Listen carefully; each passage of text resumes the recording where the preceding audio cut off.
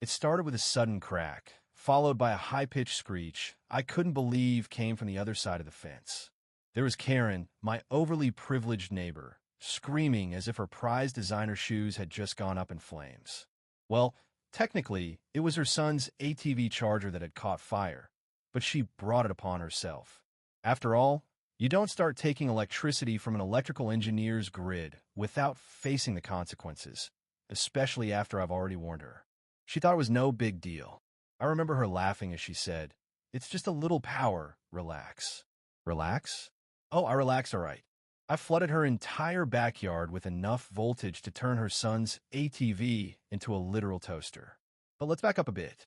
To really understand how it all blew up literally, we need to rewind and look at the events that led to this moment of divine retribution. It all began with a weird anomaly on my home energy monitor. You see, I'm not some hobbyist with a meter and a vendetta. I'm a certified systems engineer specializing in power infrastructure for data centers. Electricity is my bread and butter, so when I noticed a strange power dip at odd hours, I paid attention. Most people wouldn't have noticed, but I was watching. I live in a peaceful neighborhood where everyone boasts about their garden edges or compost bins. I mostly keep to myself, working on my home grid and looking out for unusual power patterns. That week, something was off. Every night between 1 a.m. and 3 a.m., my energy consumption would drop by 1.8 kilowatt hours. It wasn't my HVAC system, my hot tub, or even my backup battery system. Something else was going on. That's when I suspected my neighbor, Karen. She was the type who wore outrageously expensive sunglasses, her voice loud enough to be heard in the next county and boundaries. She didn't know what those were. She moved in after a messy divorce, and since then, it had been a never-ending circus of poor decisions.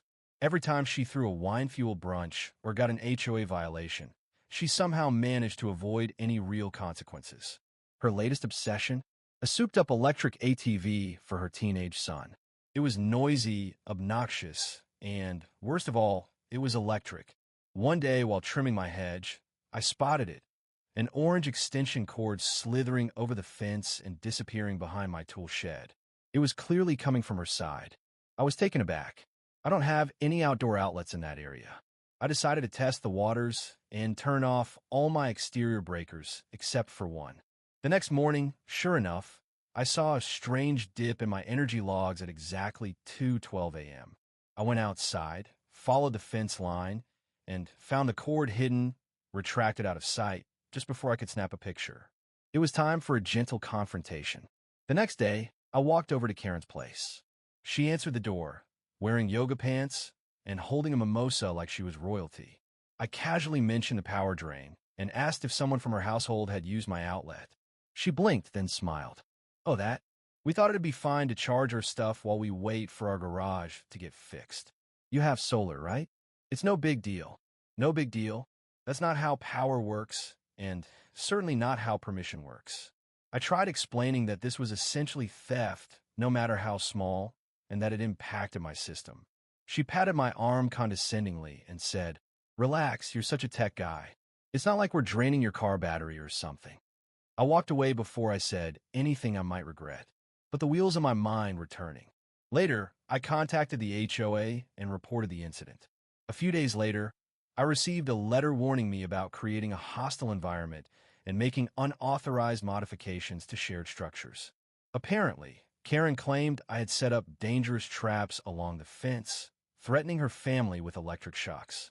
I couldn't believe it, but I wasn't going to take it lying down.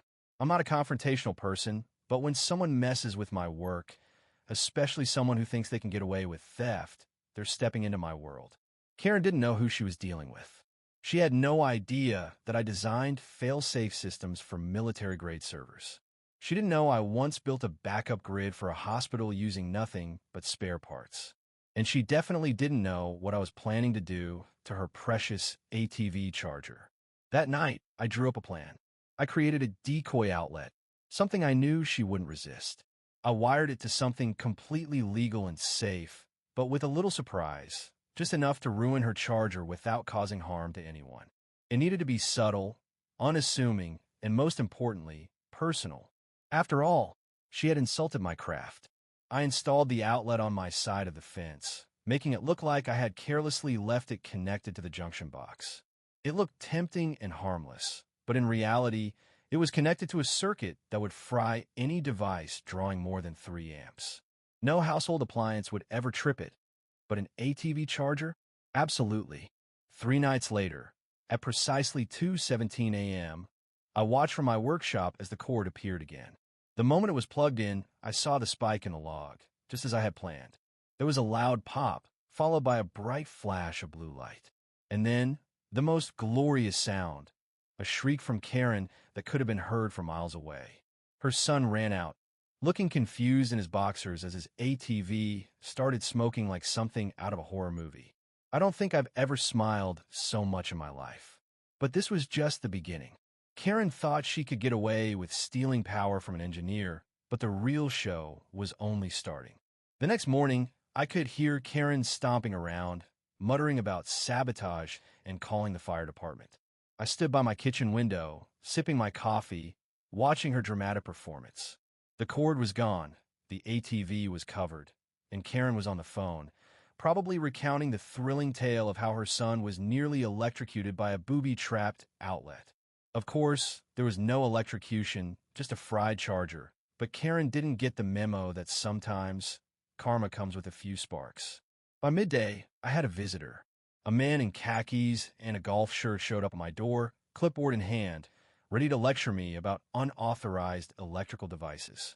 Apparently, Karen had complained again, and now the HOA was investigating me for endangering the community with my dangerous installations.